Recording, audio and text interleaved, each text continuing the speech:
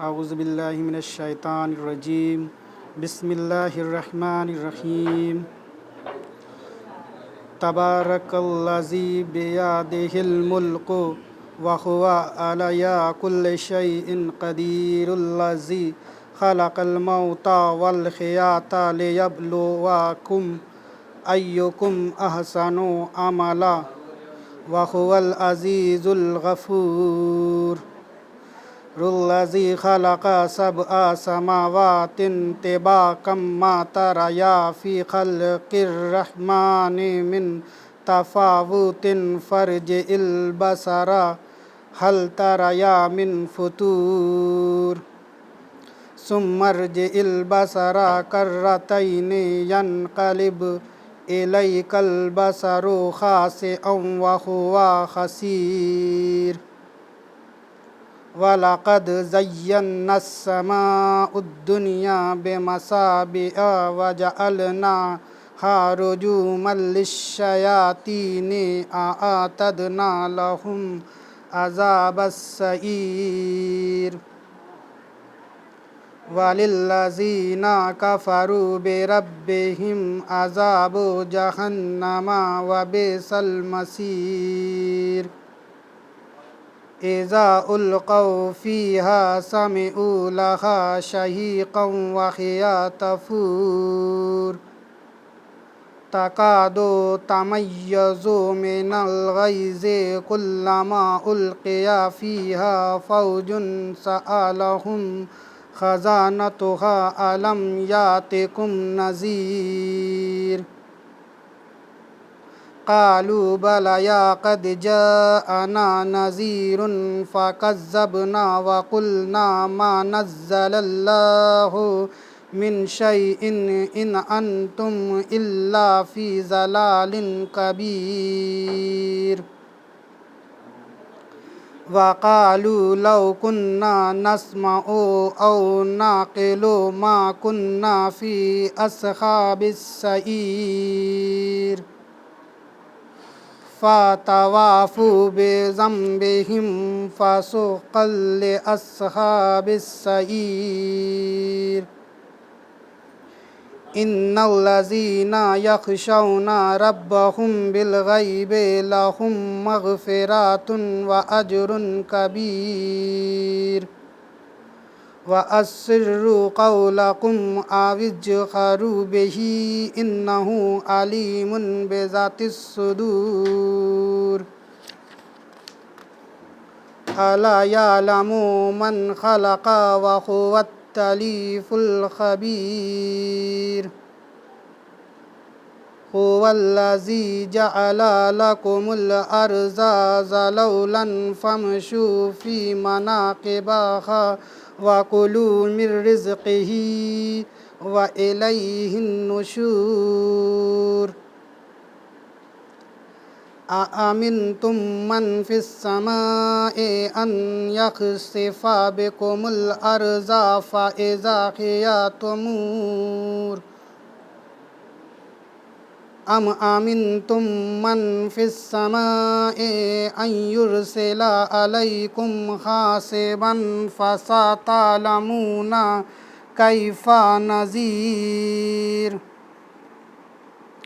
وَلَقَدْ كَذَّبَ الَّذِينَ مِنْ قَبْلِهِمْ فَكَيْفَ كَانَ نَكِيرِ أَوَلَمْ يَرَوْا إِلَى الطَّيْرِ فَوْقَهُمْ صَفَّاتٍ وَيَقْبِضْنَ مَا يُمْسِكُهُنَّ إِلَّا الرَّحْمَنُ إِنَّهُ بِكُلِّ شَيْءٍ بَصِيرٌ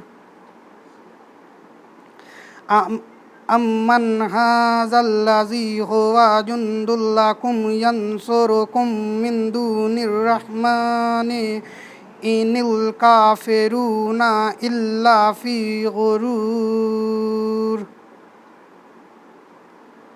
أَمَّنْ هَذَا الَّذِي يَرْزُقُكُمْ إِنْ أُمْسَكَ رِزْقَهُ بل لجوا في عتو ونفور أفمن يمشي مكبا على وجهه أهدى أمن يمشي سويا على صراط مستقيم قل هو الذي أنشأكم وجعل لكم السمع والأبصار والأفئدة قليلا ما تشكرون قل هو الذي زرعكم في الأرض وإليه تحشرون ويقولون متى هذا الوعد إن كنتم صادقين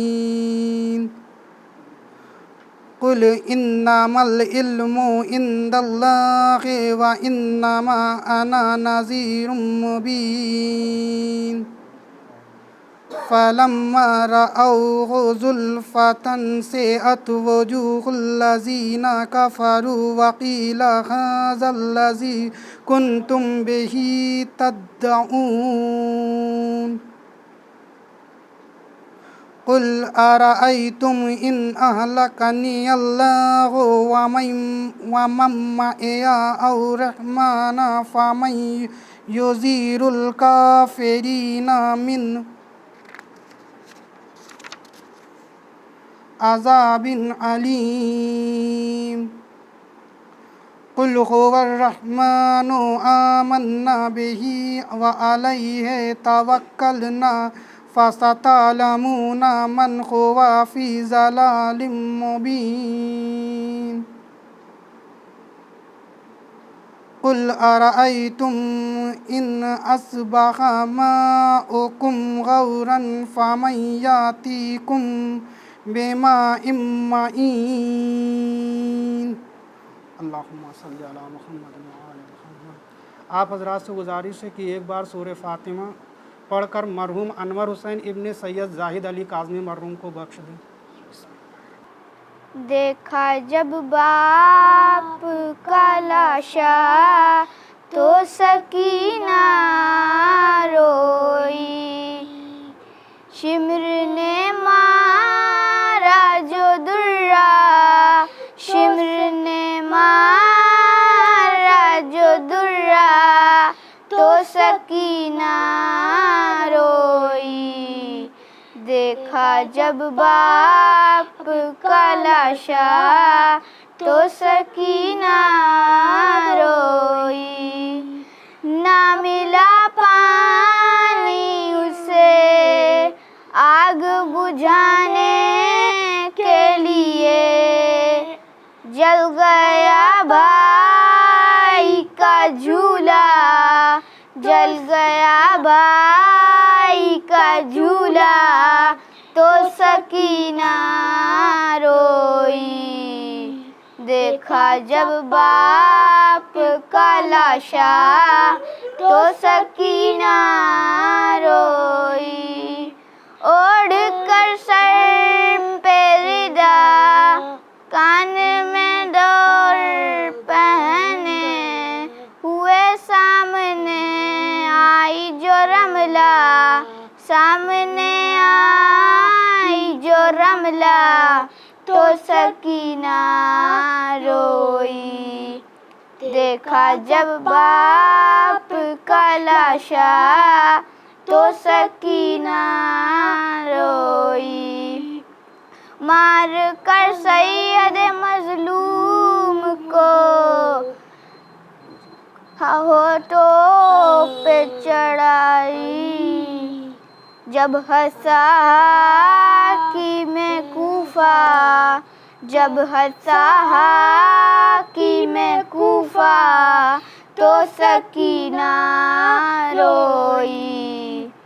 دیکھا جب باپ کا لاشا تو سکینہ روئی، کیا سکینہ ہو تم ہی اتنا بتا دو بی بی، کہ ہند نے آ کے جو پوچھا، ہند نے آ کے جو पूछा तो सकीना रोई। देखा जब बाप का लाशा तो सकीना रोई। कैद में सुनते हुए बाप के सर से लोरी। जख्मों को जो देखा, जख्मों को जो देखा तो सकीना रोई। देखा जब बाप का लाशा तो सकीना रोई। नार सलवार।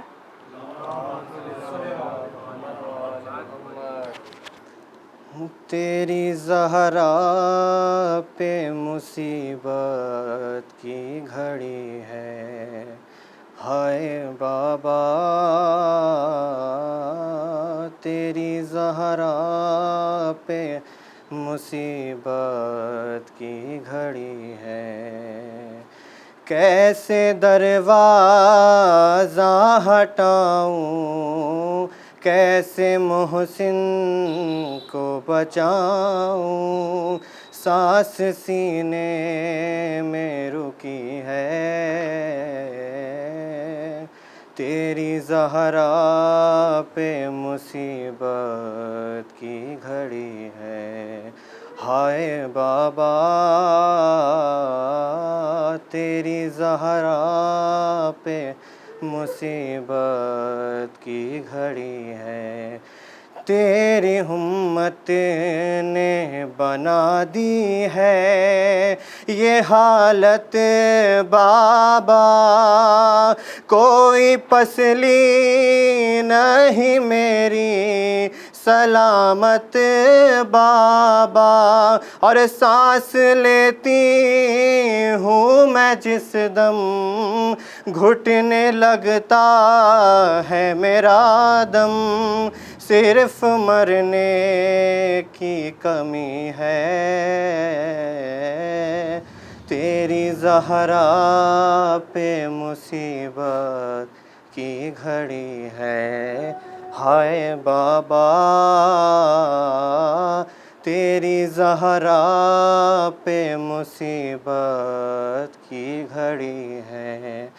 हाथ में जिसे के मेरा हाथ दिया था तुमने, कह के मन कुन तो जिसे मौला कहा था तुमने। मैंने हर मोड़ पे बाबा साथ उसका है निभाया, हार मेरा जुर्म यही है।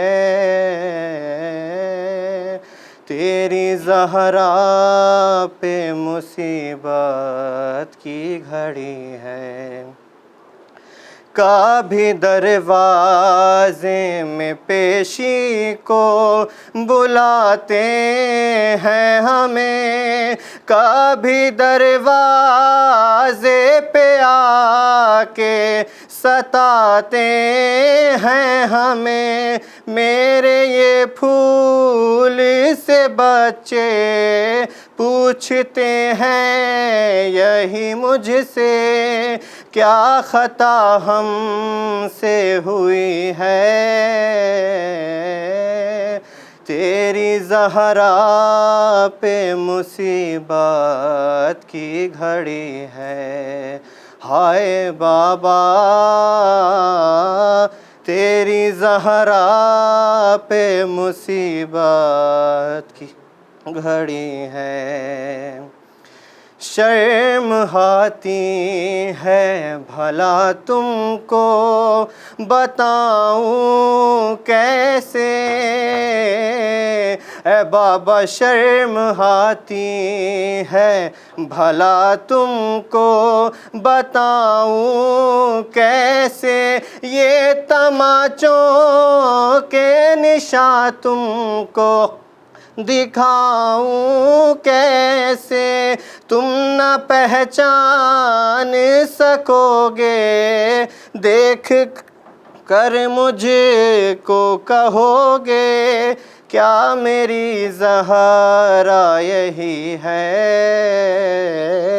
تیری زہرا پہ مصیبت کی گھڑی ہے، ہائے بابا تیری زہرا پہ مصیبت کی گھڑی ہے۔ صلوات پڑھ دیں محمد۔ موت کو آب خجالت میں ڈبو دیتا ہے عشق شبیر کے دریا میں اترنے والا، عشق شبیر کے دریا میں اترنے والا۔ اور موت یہ سوچ سمجھ کر میرے نزدیک آئے، موت یہ سوچ سمجھ کر میرے نزدیک آئے، جسم مر جائے مگر میں نہیں مرنے والا، جسم مر جائے مگر میں نہیں مرنے والا۔ آپ حضرات سے گزارش ہے کہ آپ حضرات ایک بار سورۃ حمد اور 3 بار سورۃ اخلاص کی تلاوت فرما کر مرحوم انور حسین ابن زاہد علی کاظمی کے نام سے پڑھا۔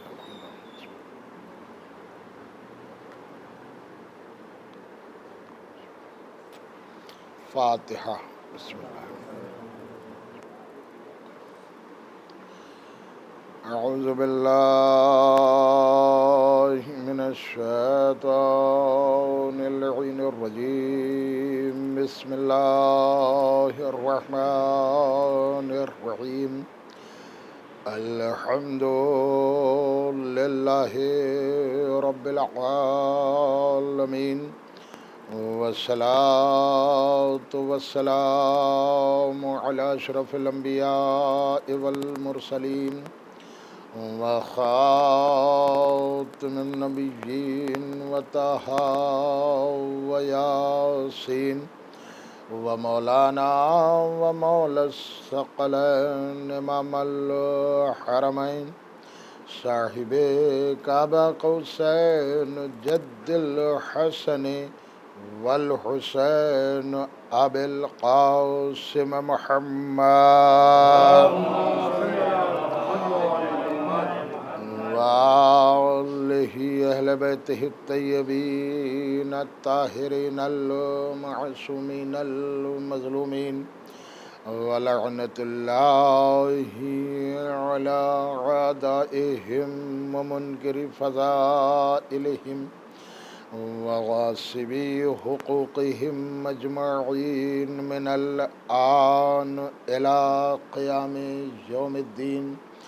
اما بعد فقد قال اللہ سبحانہ تبارک و تعالی فی کتابہ المبین وہو اصدق الصادقین وقولہ الحق۔ بسم اللہ الرحمن الرحیم، تبارک الذی بیدہ الملک وہو علی کل شیء قدیر، الذی خلق الموت والحیاۃ لیبلوکم ایکم احسن عملا۔ صلوات محمد۔ محترم سامعین و برادران ایمانی، عزاداران سید الشہداء، کیونکہ یہ ایک مرحوم کے وصال ثواب کی مجلس ہے اور ظاہر سی بات ہے وہ ہمارے دوست کے والد تھے، لہذا اسی مناسبت سے قرآن کریم کی سورۃ ملک کی مشہور و معروف آیت کریمہ، پہلی اور دوسری آیت کریمہ، یہ وہ سورہ ہے۔ دیکھیے قرآن کریم پورا اللہ کا کلام ہے، بسم اللہ کی بے سے لے کے والناس کی سین تک یہ سارا کا سارا کلام الہی ہے۔ اسلام میں کچھ عقیدہ ہے اور کچھ کا نام عمل ہے۔ عقیدے کا مطلب ہے کہ جو کچھ اللہ کی طرف سے آیا ہے، رسول نے آپ کو بتایا ہے، اس میں 99 چیزیں اگر آپ نے مانی اور ایک چیز نہیں مانی تو گویا 99 بھی نہیں مانی، کچھ بھی نہیں مانا۔ مثلاً قرآن کے لیے اللہ نے کہا یہ میرا کلام ہے، رسول نے اعلان کیا، قرآن خود کہہ رہا ہے، اگر شک ہو تو اس کا جواب لے آؤ۔ اب اگر کوئی کہے کہ صاحب بسم اللہ سے لے کر اور سارے سورے تو میں مانتا ہوں مگر میں 6 آیتیں نہیں مانتا ہوں، یہ ہماری سمجھ میں نہیں تھے، آپ کی سمجھ میں آئے یا نہ آئے، اس لیے کلام الہی ہے۔ اگر 6 آیتیں تو میں نے بہت زیادہ، اگر ایک آیت کا انکار کر دیا تو پورے قرآن کا انکار، اور قرآن کا انکار تو رسالت کا انکار، رسالت کا انکار تو وحدت کا انکار۔ ملاحظہ کر رہے ہیں؟ تو قرآن اللہ کا کلام ہے۔ اچھا، اللہ نے اس میں دعوے بھی کیے تھے کہ قرآن کے لیے پہلا دعویٰ پروردگار عالم نے ارشاد فرمایا کہ ذالک الکتاب لا ریب فیہ، یہ وہ کتاب ہے کہ جس میں کسی طرح کا ریب نہیں۔ اچھا، پھر یہ بھی مولا علی نے فرمایا، پیغمبر نے بھی یہ حدیث فرمائی کہ اس کا کلام ہے، یہ خاطی بندے سمجھ کیسے سکتے ہیں جب تک کہ جہاں سے قرآن آیا ہے وہیں سے سمجھانے والے نہ آئیں۔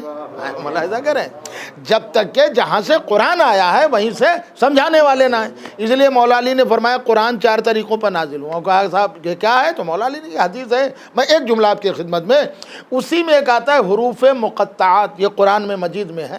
جیسے آپ سورہ بقرہ دوسرا سورہ پڑھیں گے تو اس میں آئے گا الف لام میم، کہیں ہے تا سین، کہیں یا سین، کہیں کاف ہا یا عین سا وغیرہ وغیرہ، ان کو کہتے ہیں حروف مقطعات۔ اب یہ حروف مقطعات آپ کی سمجھ میں آ گئے، میں بچوں کے لیے عرض کر رہا ہوں۔ یہ حروف مقطعات کو اگر اور واضح کیا جائے تو یوں سمجھیے کہ یہ اللہ کے کوڈ ورڈ ہیں۔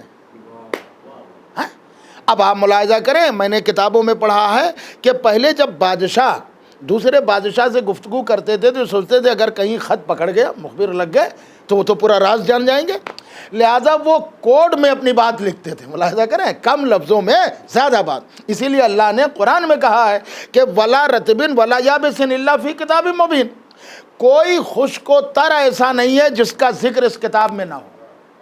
اب یہ خشک و تر کو اور واضح کروں، اللہ قرآن مجید میں سورۃ انعام میں کہہ رہا ہے کہ کوئی مشکل ایسی نہیں ہے جس کا حل اس کتاب میں نہ ہو، کوئی سمسیا ایسی نہیں ہے جس کا سمادھان اس کتاب میں نہ ہو۔ اب ہر چیز ہے۔ اب میں پھر آپ کی خدمت میں یہیں سے 2 جملے اور بڑھا رہا ہوں۔ قرآن 2 طرح سے نازل ہوا، ایک ہے تفصیلی ذکر، ایک ہے اجمالی ذکر، یعنی ایک جو تفصیل سے اللہ نے ذکر کیا وہ آپ بھی سمجھ لیں گے، آپ بھی سمجھ لیں گے، آپ بھی۔ ایک اللہ نے بیسک قانون بنا دیا، اور جب قانون بنا دیا اس کے آگے بڑھ گیا۔ اب اسے کوئی سمجھ نہیں سکتا جب تک سمجھانے والے نہ ہوں۔ اب میں پھر آپ سے کہہ رہا ہوں، میرا قرآن پہ عقیدہ ہے بسم اللہ کی بے سے لے کے والناس کی سین تک، ٹھیک؟ اور ہر مسلمان کا عقیدہ ہے، وہ چاہے جس فرقے کا ہو، قرآن پہ ہر ایک کا عقیدہ ہے۔ بھلے وہ الگ بات ہے کہ قرآن کی بات نہ مانے، لیکن یہ نہیں کہہ سکتا میں قرآن کو نہیں مانتا۔ تو یہ جو قانون بنا دیا ہے، یہ قانون کوئی سمجھ ہی نہیں سکتا جب تک کہ ادھر سے لوگ سمجھانے نہ آئیں۔ اچھا صاحب، ہمارے ہاں کچھ ایسے مسلمان ہیں کہ صاحب ہم تو بھیا اللہ کو مانیں گے، اللہ کے علاوہ ہم تو قرآن کو مانتے ہیں، اور جتنا قرآن میں لکھا ہم اس نہیں مانیں گے، اس سے زیادہ ہم نہیں مانیں گے۔ تو اگر خالی قرآن پر ایمان رکھا، قرآن کو مانا، تو 2 رکعت نماز بھی نہ ملے گی آپ کو۔ اب آپ مجھے دکھا دیجئے، میں تو پڑھتا ہوں، آپ بھی پڑھتے ہیں سبھی ماشاءاللہ سے، ٹھیک ہے؟ صبح کی 2 رکعت، ظہر کی 4 رکعت، مغرب کی 3 رکعت، عشاء کی 4 رکعت، یہ سب ہیں نمازیں۔ مجھے قرآن میں دکھائیے کہ کہاں لکھا ہے صبح کی 2 رکعت پڑھیے۔ قرآن نے ایک دیکھیے بیسک قانون بنایا کہ اقیم الصلاۃ، نماز قائم کرو، نماز پڑھو۔ نہ یہ قرآن میں لکھا ہے کہ صبح کی 2 رکعت پڑھو، نہ یہ قرآن میں لکھا ہے کہ ظہر کی 4 رکعت پڑھو، نہ یہ قرآن میں لکھا ہے کہ عصر کی 4 رکعت پڑھو، نہ یہ قرآن میں لکھا ہے کہ مغرب کی 3 رکعت پڑھو، نہ یہ ہے قرآن میں کہ عشاء کی 4 رکعت۔ قرآن نے کہا اقیم الصلاۃ، نماز پڑھو۔ تو جب ہم نے کہا اللہ نے کہا ہے نماز پڑھو تو ٹھیک ہے، ہم نماز پڑھتے ہیں۔ ہم نے رکوع پہلے کیا، اس کے بعد ملاحظہ کریں کھڑے ہو گئے اور پھر تلاوت کی، پھر سجدے میں چلے گئے، اور سلام کا کہا صاحب نماز نہیں ہو سکتی۔ تو میں نے کہا پھر نماز کیسے سمجھے؟ وہ مسلمان جو کہتے ہیں قرآن کے علاوہ ہم کچھ مانیں گے نہیں، اللہ کے علاوہ ہم کسی کو مانیں گے نہیں، تو یہ ویسا ہی عقیدہ ہے جیسے ابلیس کہہ رہا تھا کہ ہم آدم کو نہیں مانیں گے، اللہ کو مانیں گے۔ بھائی پوری توجہ رکھیے گا، جیسے ابلیس کہہ رہا تھا ہم جو اللہ کے علاوہ کسی اور کو نہیں مانیں گے، اور فرشتوں سے کہا تو فرشتوں نے کہا پروردگار ہم تجھے بھی مانیں گے، اور جسے تم ماننے کا حکم دے گا ہم اسے بھی مان لیں گے۔ اب یہ دونوں نظریے قیامت تک چلتے رہیں گے۔ جو صرف یہ کہے کہ صرف اللہ کو مانیں مانو، اللہ کے علاوہ کسی کو نہ مانو، سمجھو یہ ابلیس کا نظریہ ہے۔ اور جو یہ کہہ رہا ہے کہ نہیں اللہ کو بھی مانو، جسے اللہ نے ماننے کا حکم دیا، سمجھو یہ فرشتوں کا نظریہ ہے۔ ایک صلوات پڑھیں محمد علیہ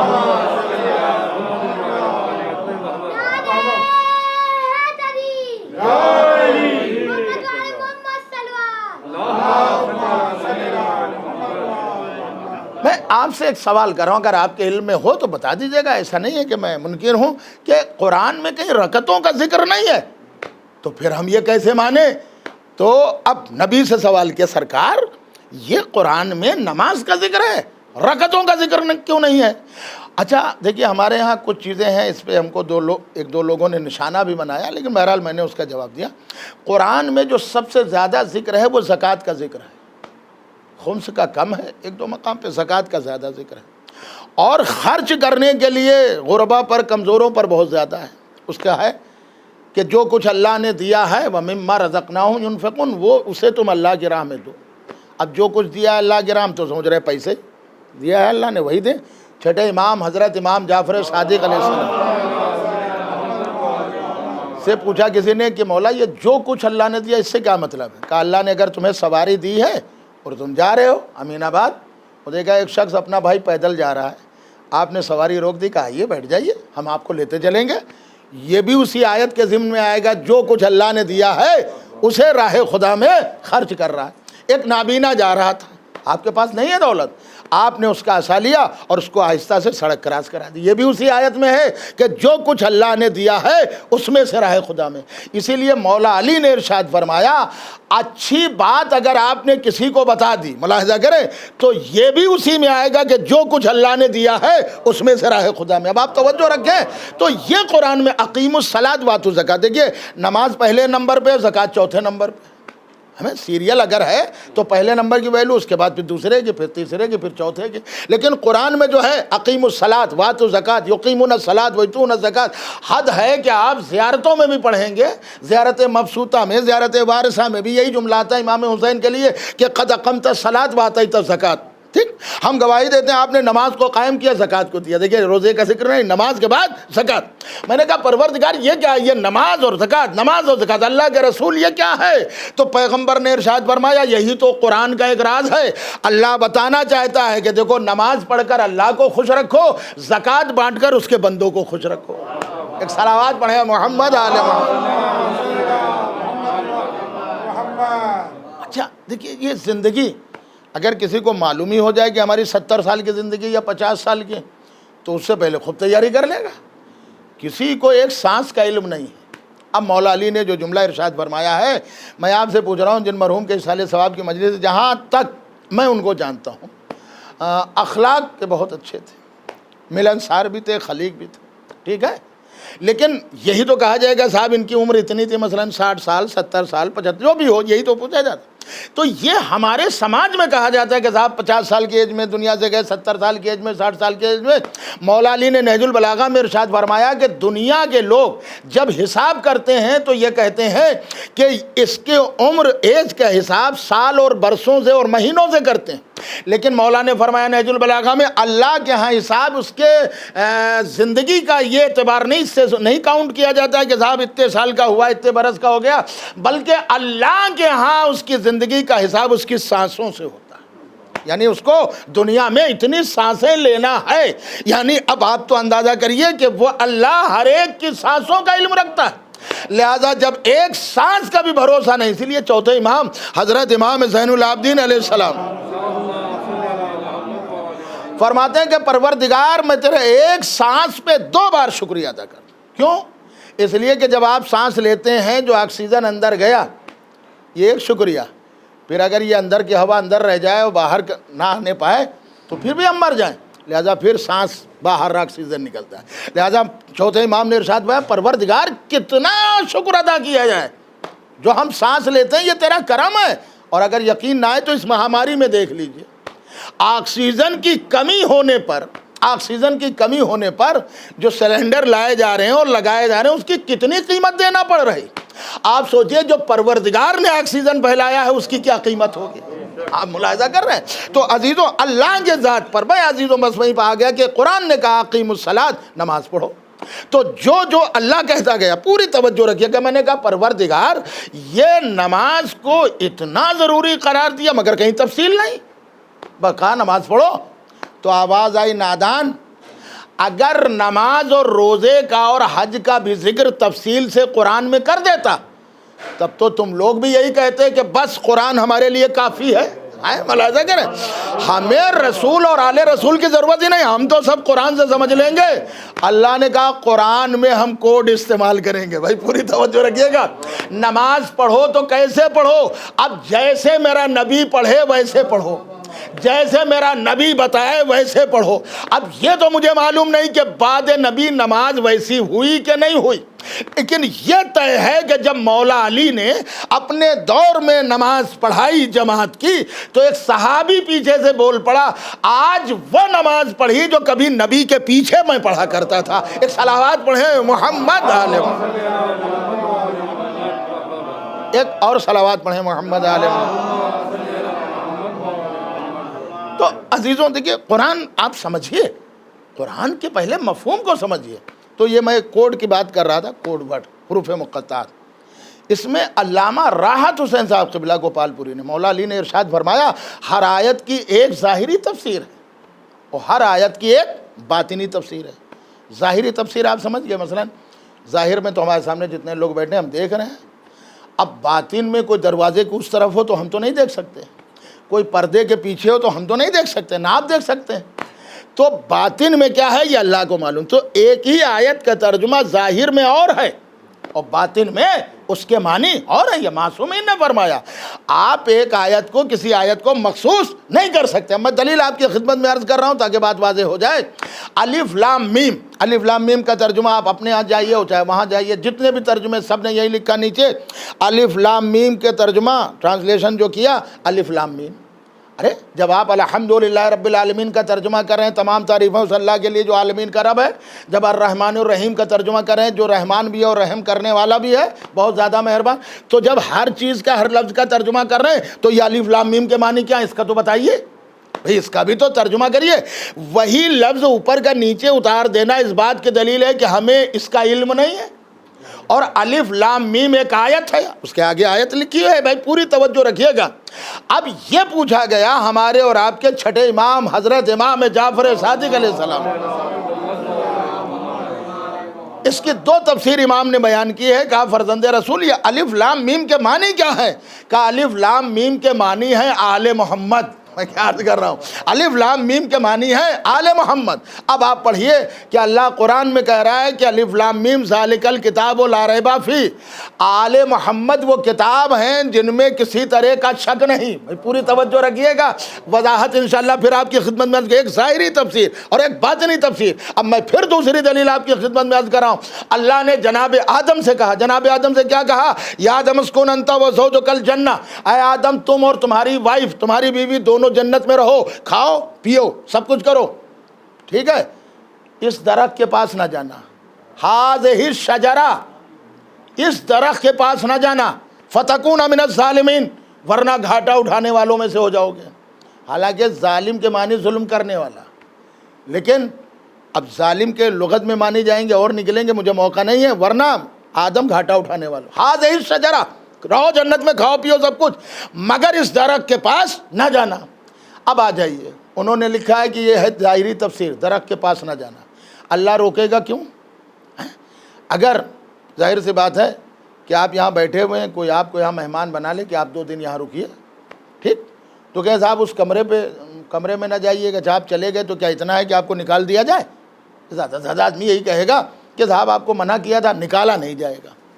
آدم کے لیے کیا مسئلہ تھا کہ اللہ نے کہا اس درخت کے پاس نہ جانا، اور آدم چلے گئے تو پھر کیا ہوا؟ اللہ نے کہا جنت خالی کر دو۔ کبھی غور کیجئے، اب انہوں نے اپنی تفسیر میں تحریر فرمایا، اللہ نے لفظ کیا کہا ہے؟ ہذہ الشجرہ، اس درخت کے پاس۔ دیکھیے اب علامہ راحت حسین صاحب قبلہ گوپال پوری نے اپنی تفسیر میں لکھا، عربی میں شجر کے معنی ہوتے ہیں درخت، اور شجرہ کے معنی ہوتے ہیں نسب۔ کیا سن رہے مجھے نہیں معلوم، یعنی جو باپ دادا چچا وغیرہ وغیرہ یہ جو ہوتا ہے اوپر سے چلتا ہے سلسلہ، پر دادا اور سکڑ دادا، اس کو کیا بولتے ہیں؟ شجرہ۔ اور جو یہ پیڑ ہوتا ہے، درخت ہوتا ہے، اس کو عربی میں کیا بولتے ہیں؟ شجر۔ تو شجر اور شجرہ الگ الگ ہے، شجر الگ ہے، شجرہ الگ ہے، لیکن لفظ ملتے جلتے ہیں۔ کیوں؟ اس لیے جیسے درخت میں جڑ ایک ہوتی ہے، شاخیں الگ الگ ہوتی چلی جاتی ہیں، مگر سب کا کانٹیکٹ اسی جڑ سے ہوتا ہے۔ ویسے ہی مثلا چوتھی پشت کے دادا ایک تھے، ان کے 5 بیٹے ہوئے، پھر ان کے 2 بیٹے ہوئے اور ان کے 4 بیٹے، تو درخت کی طرح یہ بھی پھیلتے جاتے ہیں، مگر جڑ ایک ہی ہے۔ تو عربی میں شجر کے معنی درخت کے ہیں اور شجرہ کے معنی نسب کے ہیں۔ تو اللہ نے قرآن میں کیا کہا ہے بھائی؟ ملاحظہ کریں، آج بھی عربی میں کسی سے پوچھئے، شجر کہتے ہیں درخت کو اور شجرہ کہتے ہیں نسب کو، باپ دادا چچا وغیرہ۔ تو اللہ نے قرآن میں درخت کے لیے کہا یا کسی اور چیز کے لیے؟ بھائی ترجمے بنا جائیے، اصل قرآن کی آیت کو دیکھیے۔ بھائی یہ بھی آپ یاد رکھیے، قرآن کی آیت پہ اختلاف نہیں ہے، ترجمے پہ اختلاف ہے۔ اس لیے کہ آیت اللہ نے بنائی ہے، ترجمہ بندوں نے بنایا ہے۔ اس کا مطلب اللہ کے بنائے ہوئے پہ اختلاف نہیں ہوتا، بندوں کے بنائے ہوئے پہ اختلاف ہوتا ہے۔ ایک صلوات پڑھیں محمد علیہ۔ جسے اللہ بناتا ہے اس میں کوئی اختلاف نہیں، تو بندوں کے بنائے ہوئے پہ اختلاف ہوتا ہے۔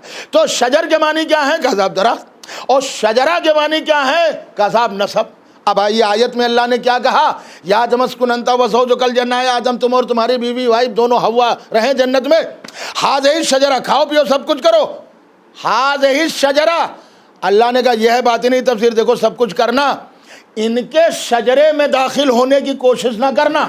ارے کیا سن رہے ہیں آپ؟ دیکھیے یہ ہے باطنی تفسیر، آدم کھاؤ پیو سب کچھ کرو، جنت میں رہو، ہذہ الشجرہ، ان کے درخت، ان کے شجرے میں داخل ہونے کی کوشش نہ کرنا۔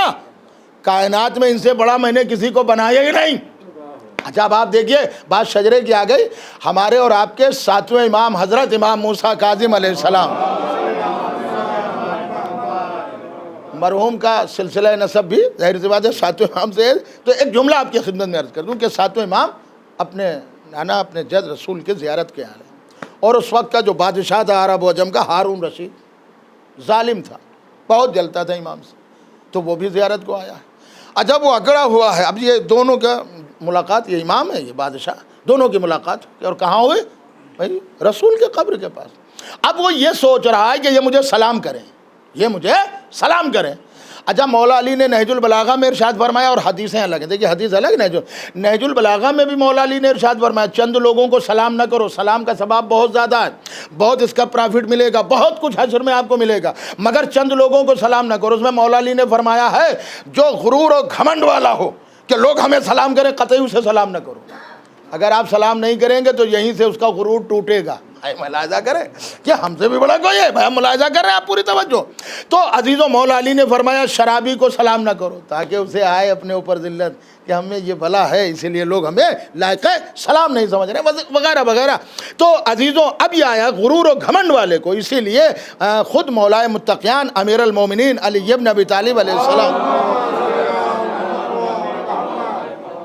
غرور والے کو گھمنڈ یا میں ذرا بھی آ گئی تو اللہ نے اسے بخشا نہیں۔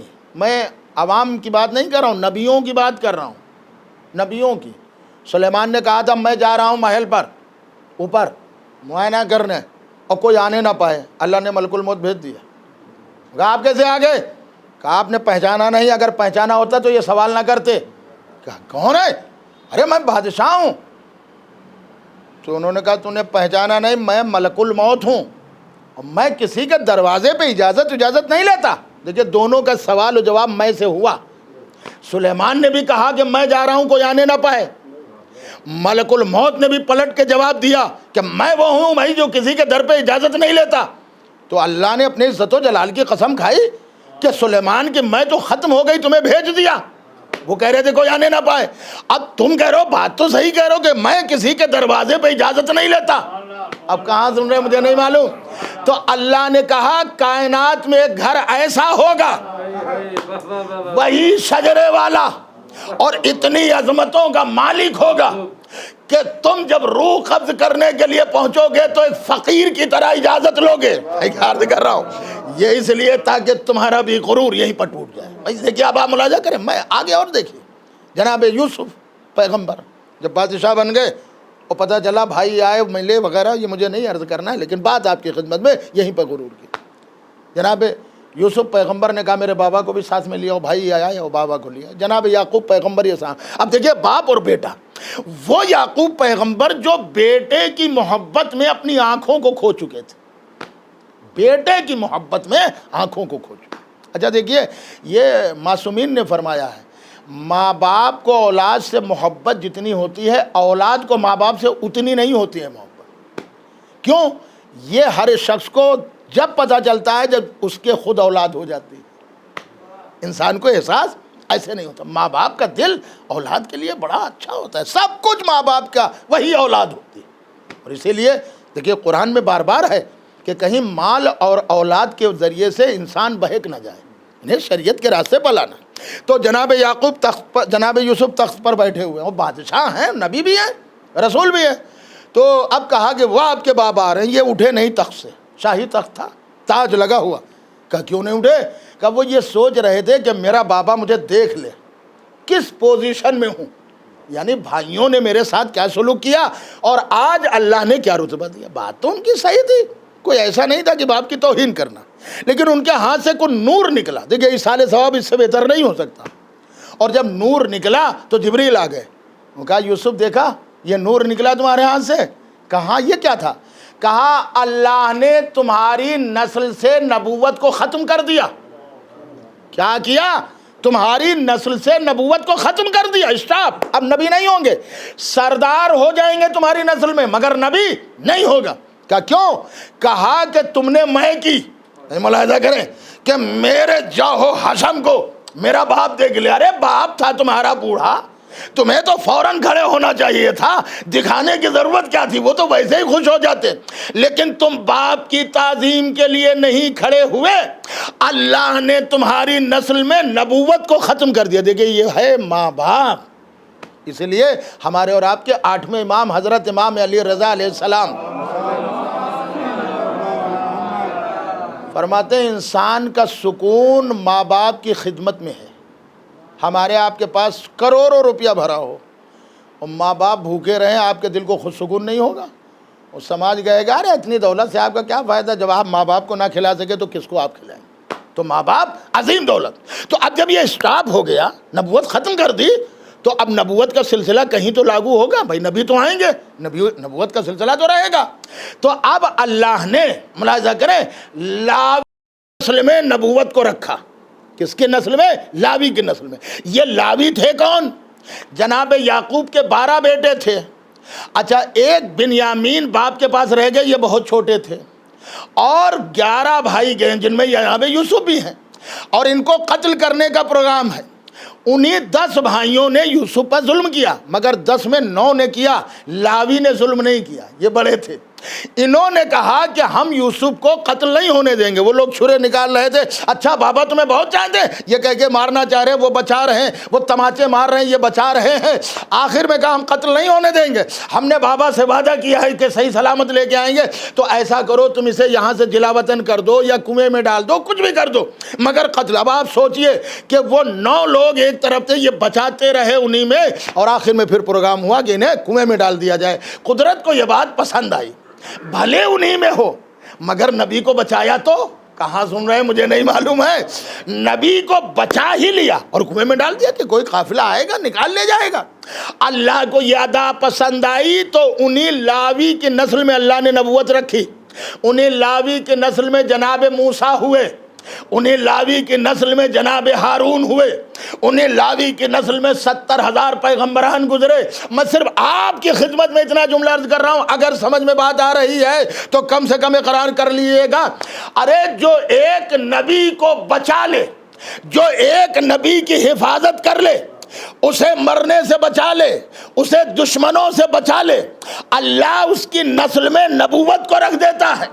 اور وہ ابو طالب جو نبوتوں کے سردار محمد کو بچا لے، اللہ اگر ان کی نسل میں امامت کو رکھ دے تو یہ تعجب کیا ہے؟ ایک صلوات پڑھیں محمد علیہ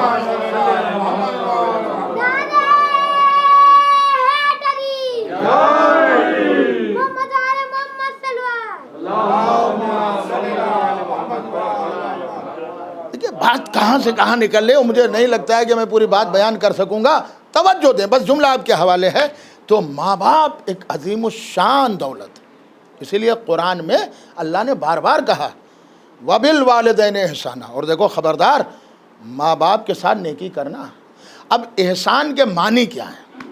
دیکھیے احسان کے معنی اگر آپ ایسے سمجھیں، ایک لفظ ہے ظلم جو ابھی میں نے بیان کیا، اور ایک ہے عدل، اور ایک ہے احسان۔ ظلم دیکھیے ملاحظہ کر رہے ہیں، دیکھیے یہ ہے عدل، یہ ہے ظلم، یہ ہے احسان۔ مطلب کیا ہے؟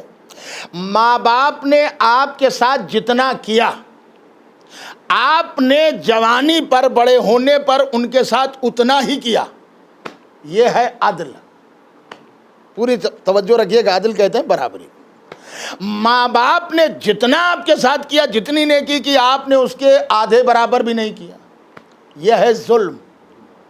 ماں باپ نے جتنا آپ کے ساتھ کیا، آپ نے اس سے 10 گنا 1000 گنا زیادہ کیا، یہ ہے احسان۔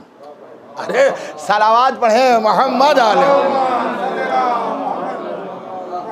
اسی لیے تو قرآن میں آ رہا ہے حل جزاء الاحسان الا الاحسان، احسان کا بدلہ کچھ نہیں ہے سوائے احسان کے۔ خبردار ان کے احسان کو نہ بھولنا، اگر یہ نہ ہوتے تو تمہاری حیات نہ ہوتی، یہ نہ ہوتے تمہاری زندگی نہ ہوتی۔ بعزیزوں مجھے نہیں عرض کرنا، بھئی اتنا ضرور عرض کرنا ہے، جن مرحوم کے اصحال ثواب کی مجلس ہے، میں نے ایک بار نہیں کئی بار ملاقات کی ہے، اور ظاہر اس بات ان کی اولادیں بھی ہیں۔ ہر اولاد یہ چاہتی ہے کہ ہم اپنے ماں باپ کو آرام پہنچائیں، اور پہنچانا چاہیے۔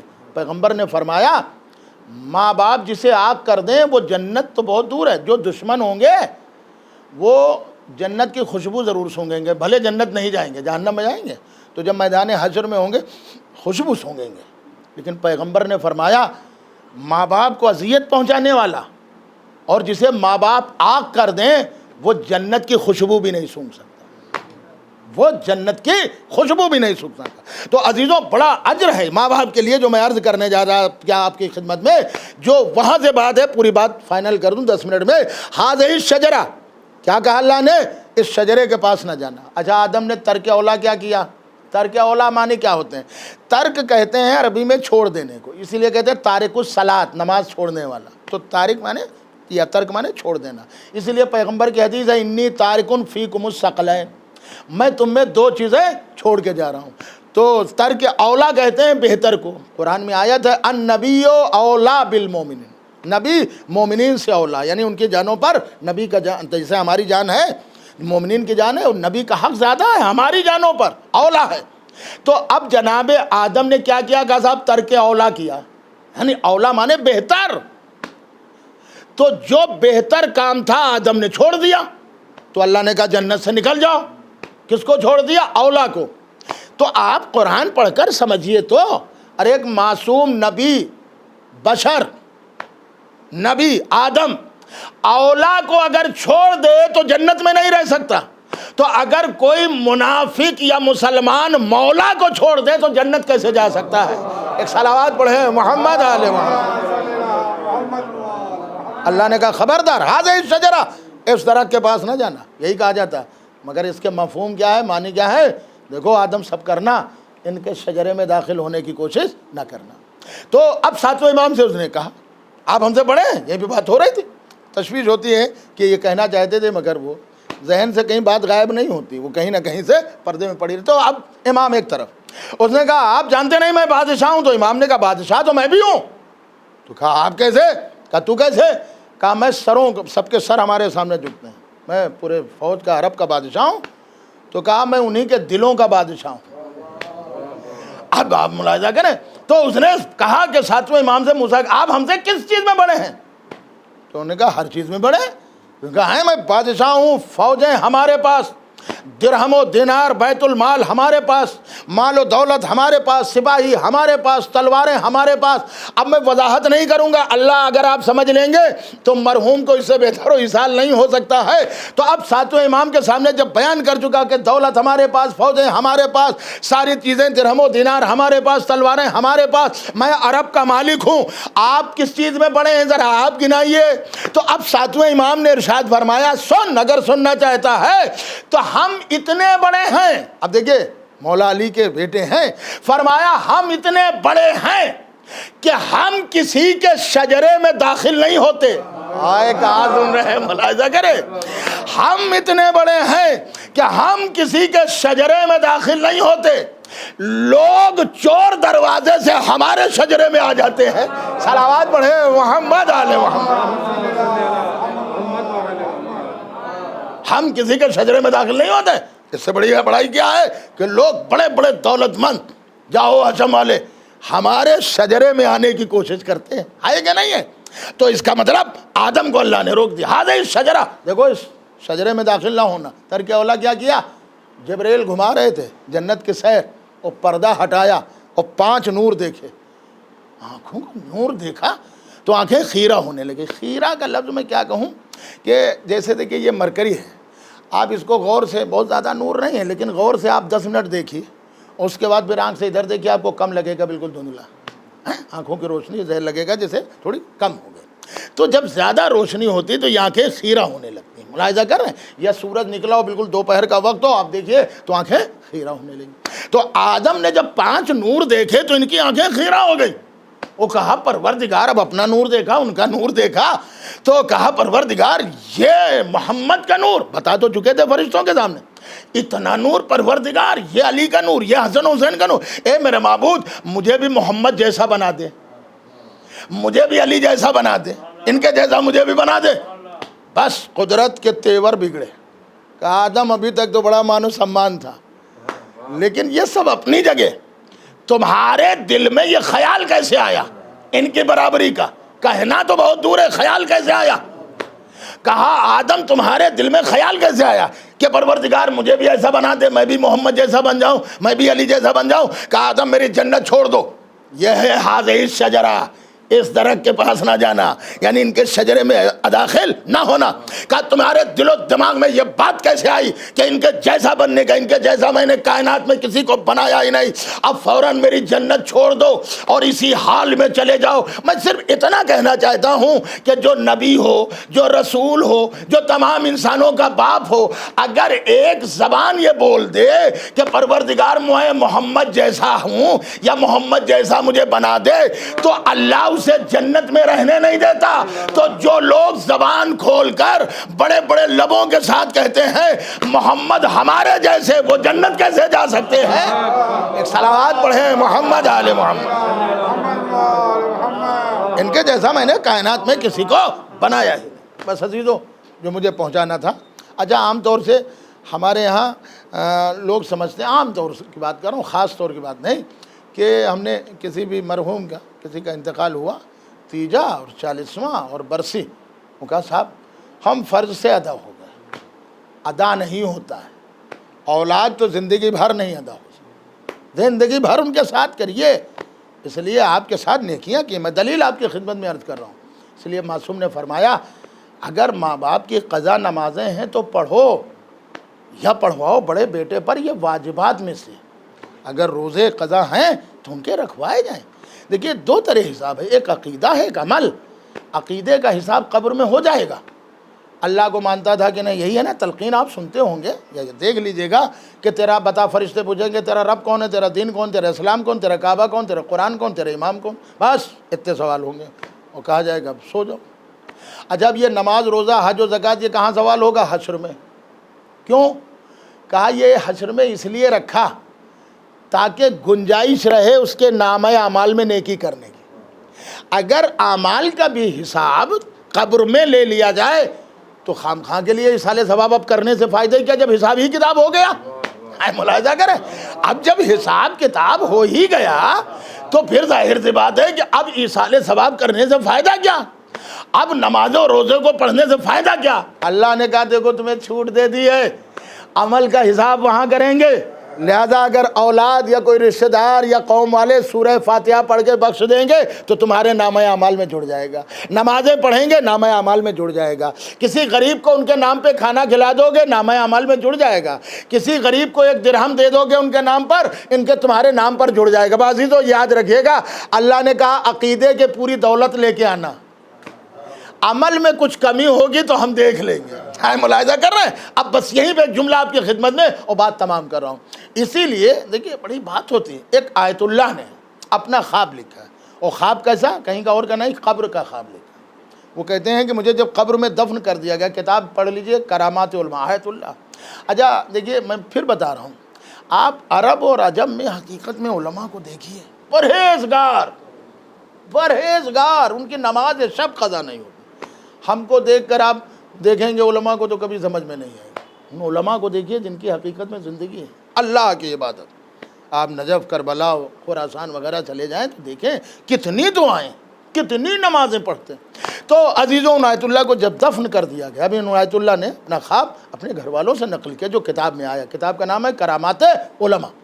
وہ کہتے ہیں کہ جب مجھے دفن کر دیا گیا تو مجھے ایسا لگا کہ جیسے کوئی چیز یہاں کاٹ رہی، کوئی یہاں کاٹ رہی، روح ڈالی گئی، میں زندہ ہوا اور قبر بالکل قریب آتی جا رہی۔ دیکھیے فشار قبر سب کے لیے ہے، عالم ہو، جاہل ہو، سخی ہو، بخیل ہو، مگر مولا علی نے فرمایا چند لوگوں کے لیے فشار قبر نہیں ہے۔ کون؟ فرمایا ایک اس کے لیے، فشار قبر مطلب قبر دونوں طرف سے دباتی ہے، یہ دبا دے۔ نہج البلاغہ میں مولا علی نے فرمایا ہے یہ فشار قبر ہے، ادھر کی پسلی ادھر ہو جاتی ہے، یہ کھیل نہیں سب کے لیے، لیکن اس میں مولا علی نے فرمایا چند لوگوں پر فشار قبر نہیں ہوتا۔ کس کے لیے؟ کہا ایک جو اپنے رشتہ داروں کے ساتھ نیکیاں کرتا رہتا۔ صلوات پڑھیں محمد علیہ، اپنے عزیز و اقارب کے ساتھ صلہ رحم۔ اچھا عام طور سے کیا ہوتا ہے، جس کو اللہ دولت دیتا ہے دور بانٹتا ہے۔ ایک صاحب سے میں نے کہا بھائی آپ وہاں جا رہے ہو محلے میں، کہا یہاں نام ہی نہیں ہوتا ہے۔ بھائی رشتہ دار کو دو گے تو کون سا نام ہوگا؟ بھائی غیر کو دیتے ہیں تو غیر والے لوگ کہتے ہیں فلاں۔ تو معصوم سے جب پوچھا گیا پہلا حق ماں باپ کے ساتھ نیکی کرنے کے لیے مولا علی نے فرمایا پہلی نیکی ماں باپ کے ساتھ، دوسری نیکی جو ہے ماں باپ کے جو رشتہ دار ہیں، مثلا ماں کے رشتہ دار آپ جانتے ہیں، مجھ سے بہتر وضاحت میں وقت زیادہ جائے گا، اور باپ کے رشتہ ان کے ساتھ کرو۔ کہا کیوں؟ تو مولا نے فرمایا اس لیے کہ اگر ان میں کوئی غریب ہے تم نے مدد کر دی تو تمہارے خاندان کے ہیں، تمہاری یہ ویلو ہیں۔ اگر یہ کہا جائے گا غریب ہے تو تمہارے لیے بھی تو سوال ہوگا، تم ان کے خاندان کے ہو تو تمہاری وجہ سے ان کی غربت چھپی رہے گی، کسی کو پتہ بھی نہیں چلے گا۔ تو پہلی نیکی ماں باپ کے ساتھ ہے اور دوسری نیکی عزیز و اقارب کے ساتھ ہے، ان کے ساتھ صلہ رحم۔ مولا فرماتے ہیں صلہ رحم جو کرتا ہے اس کا فشار قبر نہیں ہوتا۔ تو آپ یاد رکھیے سب سے اہم چیز ہے اپنے رشتہ داروں کے ساتھ۔ بس عزیزوں جملہ ملاحظہ کریں، عنایت اللہ نے کہا مجھے لگا کہ زمین دباتی چلی آ رہی اور ایسا لگ رہا ہے کوئی کاٹ رہا ہے۔ اب جو میں نے ایک بار یا علی ادرکنی کہا، جیسے ہمیں پتہ ہی نہیں تھا کہ ہم قبر میں ہیں، وہاں روح ڈالی گئی۔ تو وہ کہتے ہیں جیسے میں نے یا علی ادرکنی کہا تو یوں نور جو جلا ہے، ایسا نور قبر میں پوری قبر روشنی سے بھر گئی، اور میں نے دیکھا کہ قبر پیچھے ہٹنے لگی۔ اچھا، اور کہتے ہیں میں نے دیکھا کیڑے مکوڑے سانپ اور بچھو بھی تھے، وہ سب ہٹنے لگے، بھاگنے لگے۔ اب آپ سمجھے نام علی کی کرامات کیا ہے، نام علی۔ عزیزو اب وہ کہتے ہیں کہ میں نے دیکھا پورے توجہ نور کے حالے میں لپٹے ہوئے ایک بزرگ، اور میں نے کہا مولا یا علی آپ آ گئے، نور ہے چاروں طرف، اور اس میں ایک بزرگ ہے۔ میں نے کہا یا علی آپ آ گئے، میری مدد کو میں نے ابھی تو پکارا تھا یا علی ادرکنی۔ تو آواز آئی میں علی نہیں ہوں۔ آپ کون ہیں؟ کہا میں پہلا علی نہیں ہوں، میں تیرا 8واں علی ہوں، علی رضا ہوں۔ تو کہا مولا میں نے تو یا علی ادرکنی کہا تھا۔ کہا پکارو گے علی کو مدد بھی علی کریں گے، یہ کوئی ضروری نہیں کہ کون کرے، ملاحظہ کرے، تمہیں مدد سے مطلب ہے۔ کہا مولا آپ آ گئے۔ کہا میں ایک بار ابھی آیا ہوں اور 38 بار، ابھی 38 مرتبہ بھی اور آؤں گا تیری قبر میں، اور جب آؤں گا تو روشنی لے کر آؤں گا، نور لے کر آؤں گا، اور تجھے سکون دے کر جاؤں گا۔ تو اس نے کہا مولا یہ 38 بار کی شرط کیوں لگائی، ایک بار آیا ہوں 38 بار اور آؤں گا؟ تو مولا نے فرمایا تو میری قبر پر، میں ملاحظہ کریں 38 بار زیارت کرنے آیا تھا، لہذا یہ یاد رکھنا مرنے والے آیت اللہ، یہ یاد رکھنا جو شخص جس امام کی جتنی بار زیارت کو جائے گا قبر میں، وہ امام و معصوم اتنی ہی بار اس کی زیارت کو آ جائیں گے۔ ایک صلوات پڑھیں محمد عالم۔ بس عزیزوں یہیں پہ بات تمام کر رہا ہوں، اسی لیے ایک آیت اللہ نے اپنی پوری روزات پورے حشر تک لکھی ہے، میں حشر تک کہاں بیان کروں گا۔ کہتے ہیں مجھے قبر میں جب دفنا دیا گیا اور یہی حال ہوا، جو مجھے روح ڈالی گئی تو میں نے دیکھا چراغ جل رہے ہیں دو، اور 2 پائنتی جل رہے ہیں، اور ایک سینے پہ بڑی روشنی ہے، اور ویسے چراغ۔ تو میں نے کہا بھائی تم کونوں قبر میں راحت مل گئی، روشنی۔ دیکھیے چراغ قبر کے اوپر جلانے سے روشنی نہیں ہوتی، چراغ تو اندر جلے، اب اندر ویسے ہی جل سکتا ہے جب اس کی نیکیاں اچھی ہوں. بھائی ملاحظہ کر رہے ہیں آپ؟ قبر میں یہ آپ کی تسلی ہے، آپ جلا لیجئے، 100 چراغ جلا لیجئے، لیکن اصل ہے اس کے نام پر اگر نیکیاں کیجئے گا تو اپنے آپ قبر میں چراغ روشن ہو جائے گا. یہ ہے معصوم نے بتایا. تو وہ کہتے ہیں عبد اللہ میں نے دیکھا، میں نے کہا چراغ سے یار تم کون ہو، یہ کیسا چراغ ہے جو جل رہا؟ تو اس نے کہا آپ نے پہچانا نہیں. اب ان کو ڈاؤٹ ہوا کہ چراغ بول رہا ہے. کہا تو نے پہچانا نہیں مرنے والے، میں چراغ نہیں ہوں، میں تیری نماز ہوں جو قبر میں چراغ بن کے آئے گا، روشنی بن کے. تو نماز پڑھنے سے میرے بھائیوں میرے دوستوں اللہ میاں کا فائدہ نہیں ہے، آپ کا اپنا خود ذاتی فائدہ ہے. انہوں نے کہا تم کون ہو؟ یہ بائیں طرف. تو کہا میں روزہ ہوں جو تو نے مئی جون میں گرمیوں میں روزہ رکھا. اچھا 35 چراغ جل رہے تھے، تم کون ہو؟ ایک نے کہا میں تیرا واجب حج ہوں. اب چوتھے سے پوچھا تم کون ہو چراغ سے؟ کہا میں تیری واجب زکوٰۃ ہوں. دیکھیے یہ 4 چیزیں ہیں اہم ہیں واجبات میں سے، نماز، روزہ اور حج و زکوٰۃ. اور سینے پہ مرکری تھی جو بہت روشنی تھی. وہ کہا تم کون ہو؟ تو چاروں بولے انہیں نہیں پہچانا تو کچھ نہیں پہچانا. ہم میں چراغوں نے کہا ہم میں کوئی روشنی نہیں ہے، ہمیں اسی سے روشنی مل رہی. میں کیا عرض کر رہا ہوں؟ نماز و روزہ حج و زکوٰۃ نے کہا ہم میں کوئی روشنی نہیں ہے، ہمیں تو انہی سے روشنی مل رہی. اب انہوں نے ہاتھ جوڑے، آپ کون ہیں؟ کہا تو نے پہچانا نہیں، میں ولایت علی ہوں. ملاحظہ کریں، میں ولایت علی ہوں. تو سوال کیا کہ نماز و روزہ سرہانے اور حج و زکوٰۃ 35 تم سینے پر کیوں ہو؟ کہا محبت علی کا تعلق سینے پہ ہوتا ہے، لہذا یہ روشنی بھی تمہارے سینے پہ لگائی گئی. ایک صلوات پڑھیں محمد علیہ. برکت والا ہے وہ اللہ جس کے قبضہ قدرت میں پورا ملک ہے. الذی خلق الموت والحیات، اسی نے موت کو پیدا کیا اور اسی نے زندگی کو پیدا کیا تاکہ وہ آزمائے کہ تم میں سب سے عمل کے اعتبار سے اچھا کون. مولا علی نے فرمایا موت سے پہلے سامان سفر تیار کر لو. یہ یاد رکھنا، مولا فرماتے ہیں وہاں کچھ نہیں ہے تمہارے لیے، جو یہاں سے بناؤ گے وہ وہاں مل جائے گا، جو دنیا میں تم عمل کرو گے وہ وہاں تمہیں مل جائے گا. میں دلیل آپ کی خدمت میں، مولا نے فرمایا یہ دنیا تمہاری منزل نہیں ہے، نہج البلاغہ میں گزرگاہ ہے، منزل نہیں ہے گزرگاہ ہے. میں ابھی آیا ہوں مفتی گنج، میری یہ منزل نہیں ہے، یہ گزرگاہ ہے. ابھی مجھے درگاہ جانا ہے بنیاد باغ، اصل ہماری منزل وہ ہے. تو مولا فرماتے ہیں یہ دنیا تمہاری منزل نہیں ہے، گزرگاہ ہے، اصل منزل تمہاری وہ ہے. لہذا وہاں جو چیزیں کام آنے والی ہیں وہ یہیں سے لے لو، کہیں اور سے نہیں لینا، یہیں سے لے لو اور پھر یہ چیزیں تمہاری وہاں کام آئیں گی. بس عزیزوں ایک مرحوم کے اصالِ ثواب کی مجلس ہے، مجھے جتنا معلوم تھا میں نے عرض کر دیا. اور آج موت کا بازار گرم ہے، کسی کے لیے معلوم نہیں، جوان سے جوان مر رہے ہیں. ابھی کل خبر آئی تھی میرٹھ میں 2 جوان لڑکے 20-22 سال کی عمر، آپ دیکھیں تو آنسو نکلتے ہیں، صبر آتا ہے. اچھا دیکھیے صبر پہ صبر آتا جاتا ہے.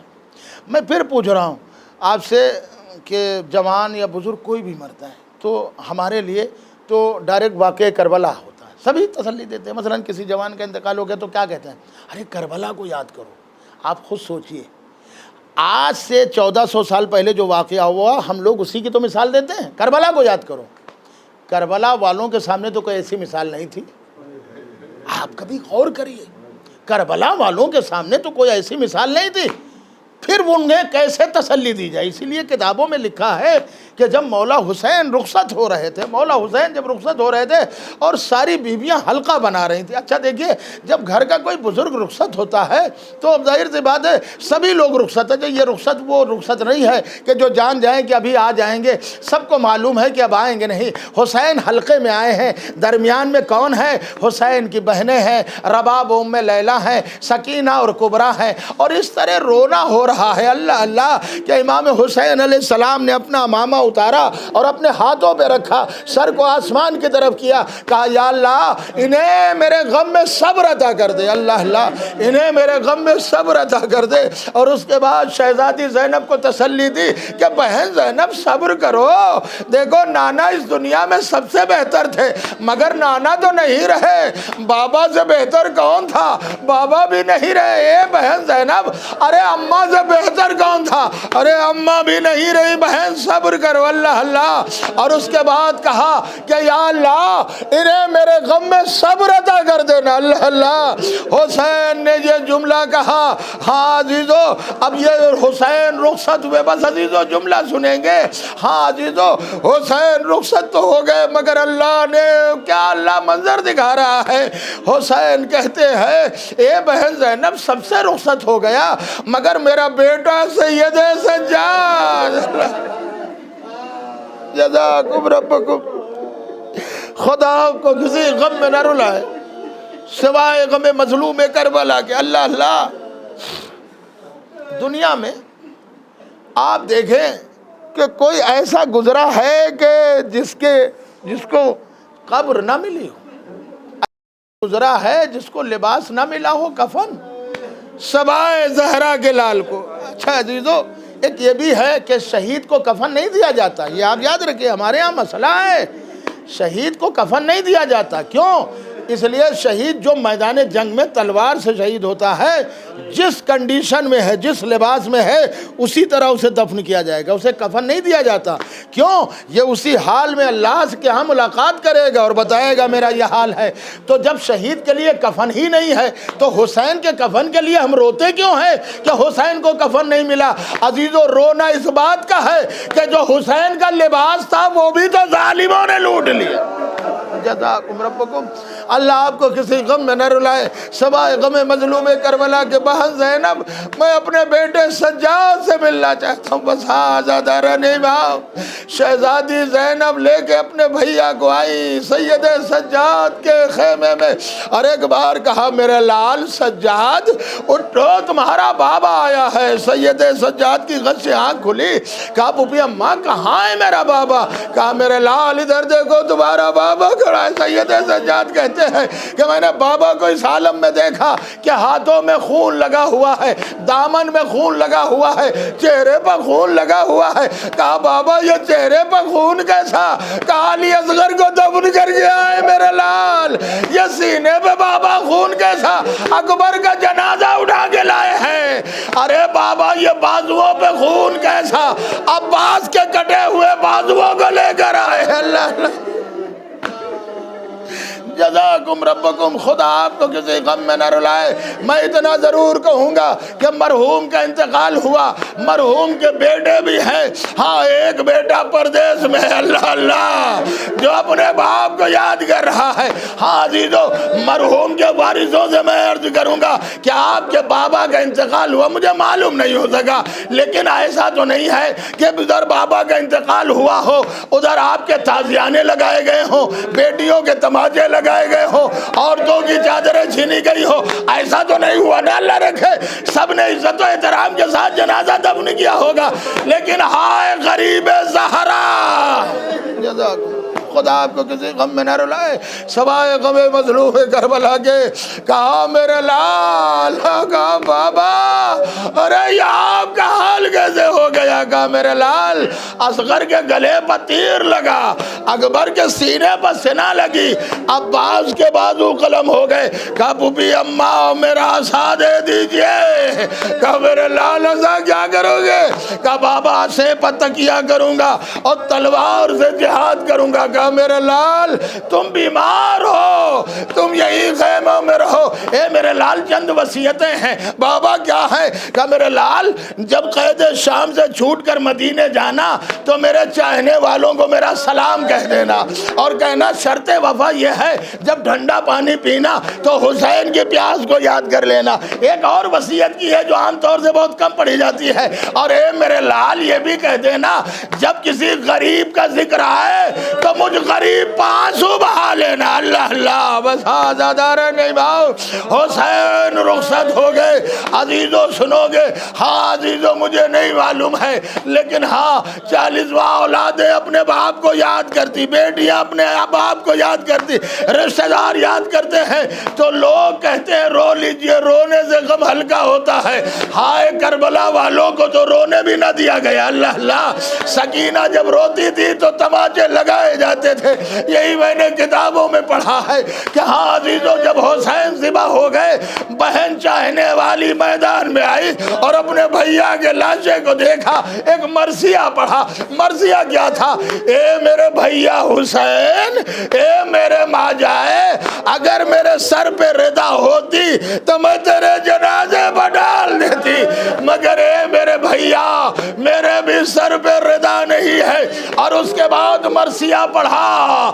مرثیہ کہاں پڑھا؟ میں مدینے کا رخ کر کے نانا کو گواہ کر کے کہا، اے نانا، ارے آپ کی نماز تو ملائکہ سماوات نے پڑھی، لیکن آپ کا پیارا حسین کربلا کی جلدی زمین میں پڑا ہوا ہے۔ اللہ اللہ، بس ادھر سننا تھا کہ ادھر سے گھوڑوں کی صدا آنے لگی، لاش حسین پر گھوڑے دوڑانے کی تیاری، ایک ایک کر کے جنازے ہٹائے جانے لگے۔ حور کا لاشا آیا، قبیلے والے بگڑ گئے، ایک ایک کر کے لاشا ہٹ گیا، مگر کون تھا جو زہرا کے لال کا جنازہ ہٹواتا؟ آپ سوچئے 10 گھوڑے، نال بندی ہو چکی ہے، درمیان میں حسین کا لاشا، ادھر کے گھوڑے ادھر، ادھر کے گھوڑے ادھر، زینب کی فریاد، اے نانا، اور بھیا کا لاشا پامال ہو رہا، اے اماں، بھیا کے لاشے کو کوئی بچا۔ اللہ لعنت اللہ وَسَيَعْلَمُ الَّذِينَ ظَلَمُوا أَيَّ مُنقَلِبٍ يَنقَلِبُونَ۔ بہرحال جو واسطہ محمد آل محمد کا، ہماری اس مختصر سے عبادت کو قبول فرما۔ یا اللہ جو مومنین بیمار ہیں ان سب کو شفاء کاملہ۔ یا اللہ جن مرحوم کے اصالِ ثواب کی مجلس سے ان کے تمام گناہوں کو معاف فرما، اور انہیں جوار معصومین علیہ السلام میں جگہ عنایت فرما، اور ان کے پسماندگان کو صبر عطا فرما۔ یا اللہ پوری دنیا میں جہاں جہاں مومن مومنات موجود ہیں، جان، مال، عزت، ناموس کی حفاظت فرما۔ یا اللہ یہ جو بیماری چل رہی ہے، جو مہاماری چل رہی ہے، حسین کی مظلومی کے صدقے میں، حسین کی بے کسی کے صدقے میں جلد سے جلد اس بیماری کو دور فرما۔ یا اللہ جو مومنین بیمار ہیں انہیں جلد سے جلد آل محمد کے صدقے میں شفاء کاملہ عطا فرما۔ جو مومنین اس دنیا سے گزر چکے ہیں ان سب کے گناہوں کو معاف فرما، اور ان سب کو جوار معصومین علیہ السلام میں جگہ عنایت فرما۔ یا اللہ جو مومنین بے روزگار ہیں ان سب کو روزگار عطا فرما، جن مومنین کے روزگار ہیں ان سب کے کاروبار میں ترقی عطا فرما۔ تمام مومنین اور خصوصاً حاضرین کو زیارت حسین نصیب فرما۔ یا اللہ امام زمانہ کے ظہور میں تعجیل فرما، ہم سب کو ان کے انصار میں شمار فرما۔ آپ حضرات سے گزارش ہے کہ آپ حضرات ایک بار سورہ حمد اور 3 بار سورۃ اخلاص کی تلاوت فرما کر مرحوم سید انور حسین ابن سید زاہد علی کاظمی مرحوم کے نام سے اللہم صل یا حسین، یا حسین،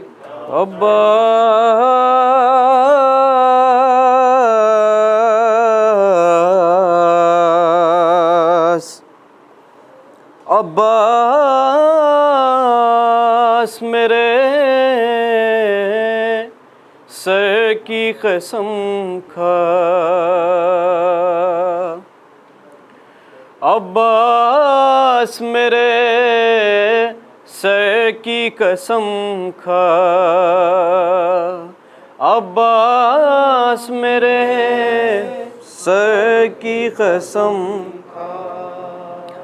عباس میرے سر کی قسم، رکھ ہاتھ سر قبر پیمبر،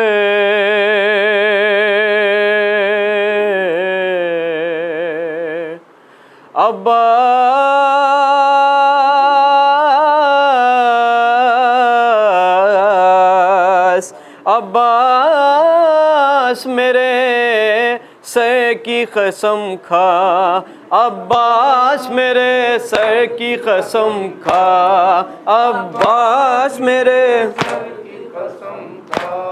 بے کس کے مددگار سرور کے عزادار بے کس کے مددگار سرور کے عزادار رہیو میرے جیار زینب سے خبردار عباس میرے سر کی قسم کھا عباس میرے سر کی قسم کھا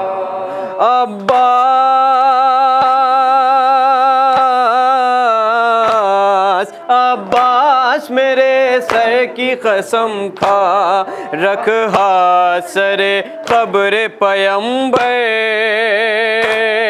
عباس میرے سر کی قسم کھا عباس میرے سر کی قسم کھا لامشق کو بھر کے تو نہر مدینہ پردیس میں پانی مانگے جو سکینہ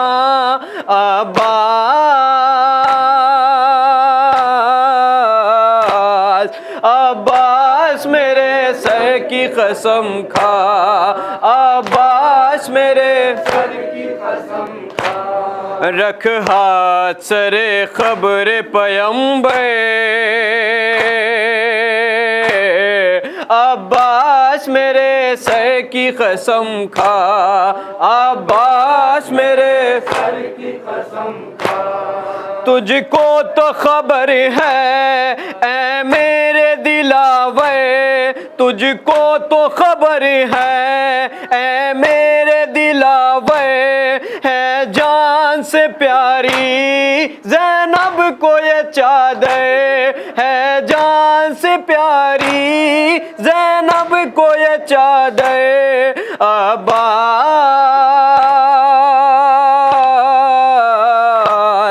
عباس میرے سر کی قسم کھا عباس میرے سر کی قسم کھا رکھ ہاتھ سر قبر پیمبر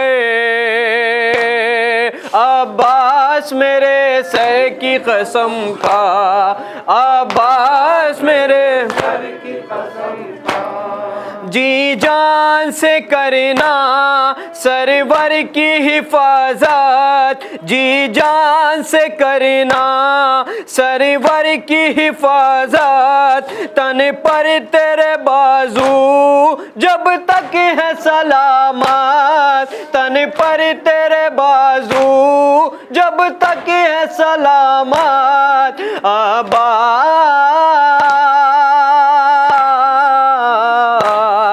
عباس میرے سر کی قسم کھا عباس میرے سر کی قسم کھا رکھ ہاتھ سر قبر پیمبر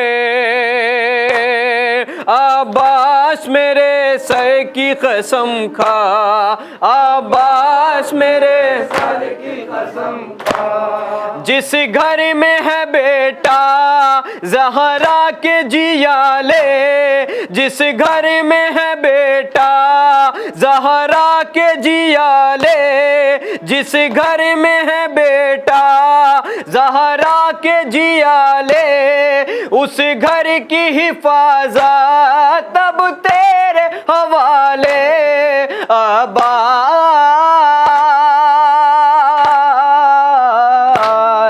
عباس میرے سر کی قسم کھا عباس میرے سر کی قسم کھا رکھ ہاتھ سر قبر پیمبر عباس میرے سر کی قسم کھا عباس میرے سر کی قسم کھا بے کس کے مددگار سرور کے عزادار بے کس کے مددگار سرور کے عزادار رہیو میرے جیار زینب سے خبردار